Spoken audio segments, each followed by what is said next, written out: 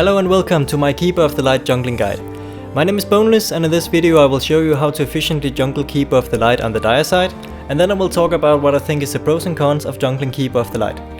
Firstly, I cut down the trees, and I like to leave these two big trees in the middle here because they're easy to cut down later while I'm stacking. The idea is basically to create a big path so you can stack the medium camp and the hard camp at the same time every minute, and in between that farm the rune camp again and again. I start off by charging up my Illuminate already at 28. I do this because if I get either wolves or satyrs, then I can kill the camp with 2 Illuminates right away before stacking the medium camp and the hard camp. And to stack these two camps at the same time, your projectile must hit the creeps at 53 on the hard camp, and on the medium camp the projectile must hit at 55. You have to be very precise with these timings in order to pull out the stacks later on when the camps get a lot bigger. If you charge up your first Illuminate at 28 like I did, and you get mud golems, then it's not really such a big waste of mana, because in case of mud golem, it's gonna be a while before you even use your mana anyway. So this way you either win big by getting a free camp, or you lose nothing basically. No matter what creeps spawn in the rune camp from this point on, you will be able to kill it in time to stack the medium camp and the hard camp again every minute. Just hurry back to the rune camp right after you stack so you are in position to kill the camp fast enough, even if it should spawn mud golems. The position of my hero here is very important, because in addition to killing off these wolves here, I'm also killing off some creeps in the medium camp with this Illuminate. I needed to stand at that exact spot because I needed to be in XP range of the creeps dying in the medium camp. So you should be careful not to tank too much damage, but it's okay if you tank a little bit, because it's more important that you make sure that you are in XP range of the creeps dying in the other medium camp. And again here I am very careful about my positioning. It would be such a shame if I wasn't in XP range of all these creeps dying in the medium camp. I need every single bit of XP in order to get my fast level 5. I have divided this jungle guide into 3 steps. I'm just about to finish step 2 because I'm almost level 5 already, and then I can start on step 3. The name of the game is to get to level 5 as soon as possible, because then you can easily kill the massive hard camp stack with your level 3 Illuminate. If you're very close to level 5, then you can also start killing the hard camp stack, because with your level 2 Illuminate you can kill all the small creeps in the stack, at which point you will reach your level 5 and then you can kill the rest of the stack with your level 3 Illuminate.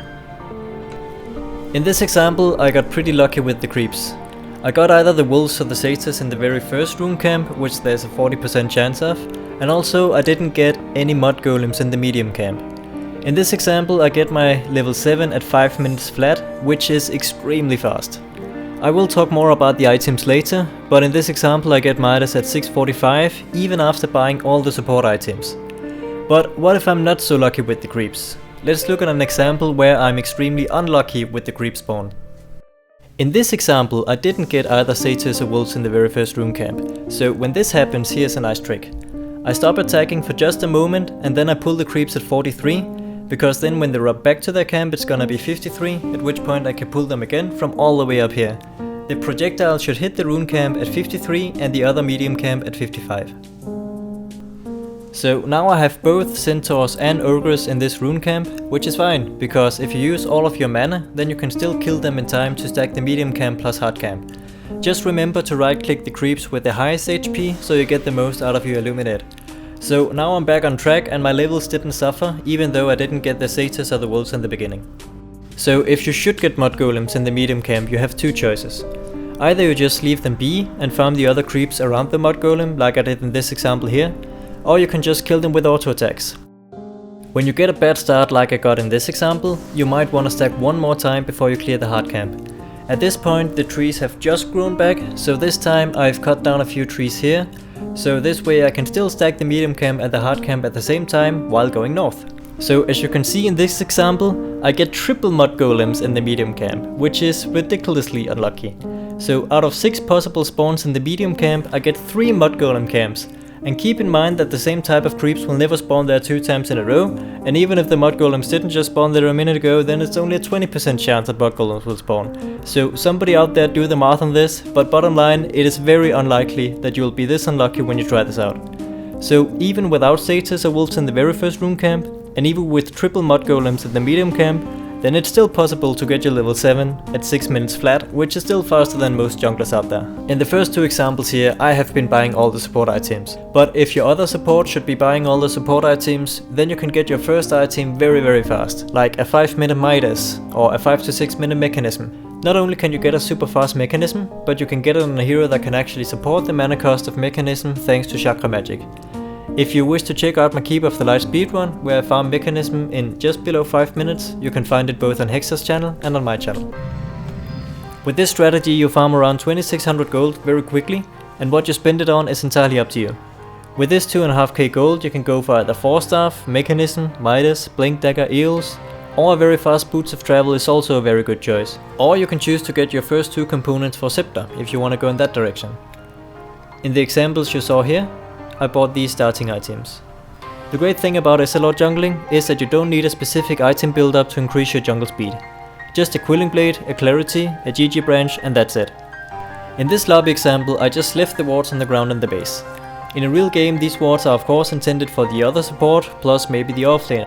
After you have completed the jungle pattern you can choose to sell your Quilling Blade again, but I like to hang on to it because with it I can hide in sneaky places in the tree line, so I can get off some unexpected illuminates when defending towers for example. The one Ironwood branch you get in the beginning is also very important, because it provides you with just enough mana so you have 2 illuminates right off the bat, so you can kill off the room camp right away in case you get satyrs or wolves, which there is a 40% chance of getting. 2 clarity potions is what I think is needed for the strategy if you manage to not get them cancelled right away. You can see in the first replay here exactly when I choose to use my clarity potions. In this replay I start with only 1 clarity, but what I do is I make the courier bring me an extra clarity potion, as well as a TP scroll and a smoke of deceit as soon as I can afford it around 1.5 minutes into the game.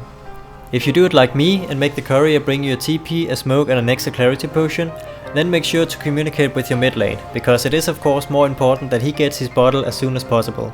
So either use the courier right before he gets his bottle or right after he gets his bottle. You will still have plenty of gold to upgrade the courier 3 minutes into the game if you wish to do so.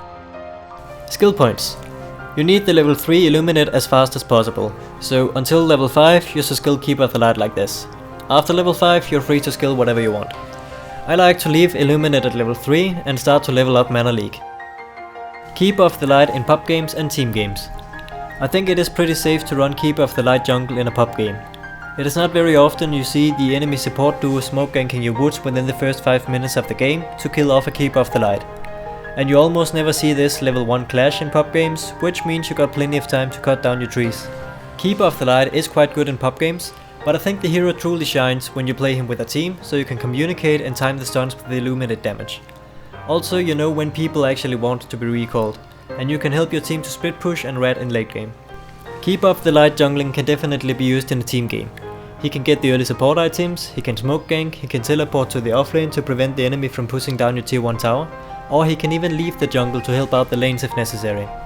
In a team game however, you might end up in this level 1 clash over the rune or the jungle control, in which case it might be hard for you to cut down the necessary trees in time. What are the pros and cons of running a Keep of the Light in the jungle? If you pull off this jungle style correctly, you can get levels ridiculously fast. If you rush the naked Midas without getting any support items, then this is quite possibly the fastest way to get levels in the game. Levels on Keep of the Light is good because it means faster mana leak, faster high levels in chakra magic for your carries, and also you can get enough levels in Illuminate to really slow down enemy pushes. Also the Midas can help you to transition into these really big items like Scepter, Hex or Necrobook. You can get your first item very fast. For example, a fast mechanism or possibly even a fast scepter, then suddenly Keeper of the Light can be used in pushing strategies, as he can wave clear easily and sustain the push by providing healing and mana to the team. You can of course also give the stack to your carry. You don't necessarily have to farm it yourself. I'm sure your mid Shadow Fiend wouldn't mind getting a piece of that hardcam stack. Keeper of the Light is a very flexible jungler.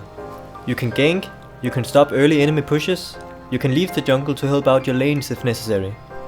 Keeper of the Light is like an Enigma or a Chen in a lot of ways. You only need a tiny bit of items to get started. All you need is a Quilling Blade, 2 Clarities, a GG branch and that's it. This means that you are free to buy all the early support items, which is great because this means you can free up your other support to get the level 1 boots if you want to. What are the downsides of running a Keeper of the Light in the jungle? First of all, this technique works best on dire side. Creep of the Light can jungle pretty fast on the Radiant side, sure, but if you want to utilize this high ground technique to get these extremely fast level timings, then it can only be done on the Dire side. But I haven't worked on this on the Radiant side yet, so let me know in the comments if you want to see a speedrun for the Radiant side as well. It is a bit clunky to cut down so many trees before the creeps spawn, especially if you end up with these level 1 clashes. You can solve this problem by having somebody on your team with tree cutting abilities. You can get ganked. I would make the argument that all junglers can get ganked, that is just how the game is. But with Jhin or Enigma for example, you are capable of defending yourself a bit better with the chain creeps or the Ardalans plus Malefes. If you get cornered in the jungle with Keeper of the Light, then it is pretty hard for you to get away. Usually the first rotation of the enemy supports is targeted against your core heroes, like your mid lanes for example. So if they really want to smoke gank you in the jungle, then it means they are not smoke ganking your mid lane. The skill cap of this style of jungling is very high. I would say this is a disadvantage, because it means that if you want to use this to great effect, it does require some practice. So if you try this out and this is difficult for you, then it's perfectly fine, because this style of jungling requires even very good players to practice in a lobby game. The more you practice, the faster you can get your levels. In fact, on a scale from 1 to 10, where 1 being the easiest and 10 being the hardest, I would give this a 7. Will Keeper of the Light jungle ever see play in a pro game? Occasionally, some teams use Keeper of the Light as a dedicated lane support, but it does happen from time to time that pros straight up jungle Keeper of the Light to get the levels up as fast as possible. For example, I've seen Poppy jungle Keeper of the Light from time to time. However, the pros doesn't do it quite like me. Even though I released the SLO speedrun in 2013, I haven't really seen anybody else jungle like this. So either it's because the pros are not aware that you can jungle Keeper of the Light like this, or maybe they just don't want to take the time to really get into this because they have too much on their plates already and Keeper of the Light only gets picked on rare occasions. Or maybe they just feel it is too clunky to cut down all the trees with a Quilling Blade. Maybe now that I've released this jungle guide, people will actually start to jungle this way, which I would really like. It would be cool to see the pros begin to use my technique to jungle Keeper of the Light, because the way I see it, if you jungle Keeper of the Light anyway, you might as well do it the fastest way possible. This has been my Keeper of the Light jungling guide. I plan to do some more speedruns on Keeper of the Light so you guys can see exactly what to do in case of mod golems and stuff like that. Developing this technique was my pet project in 2013. Originally I thought of this intended for Crystal Maiden, then I tried it out on a bunch of different heroes and finally I realized that Keeper of the Light can use this technique to great effect. Let me know what you guys think. What can I do better for next time? You can reach me on boneless@gmail.com, and also I'm reading all the comments you make to my videos. From now on, I will attempt to weekly upload new content to my channel Boneless Dota, and new jungle guides will be released around once per month, something like that. I intend to make jungle guides for a bunch of heroes that can use this technique to great effect, and also I intend to make a bunch of jungle guides where I use some completely different techniques. So if you want to see incoming content, and if you want to support me, then you can subscribe to my channel. It really does help me. Remember to check out my own personal friend Kappa, also known as Beatz, who composed the piano music for this video. And while we're at it, check out Evan Duffy, who did the Monstercat live piano mix, which I'm using in the Draw Ranger videos. Thanks to Monstercat Media, and especially thanks to the CDK who provided this awesome piece of music that you can hear in the credits. Remember to check out my channel, and remember to check out Hex's channel. Thanks for watching.